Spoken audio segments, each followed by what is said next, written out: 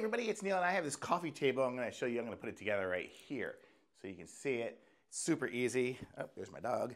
But the way it's going to work is it's going to have, you can see it's got two sections that look almost identical. One of them has holes on the bottom and one doesn't. So the one with the holes in the bottom will face down, and then this is going to be like that. This is going to go on it like... Okay, so I had the smallest hammer in the history of the world here, and I got it together. I got a little crack on it, but I'll figure that out later. But then we have these little pieces here, which you'll see will screw on to this.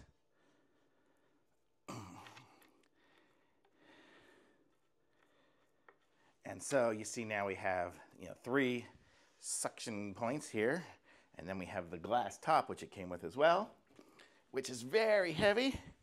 And then that will go on top of that, however you like.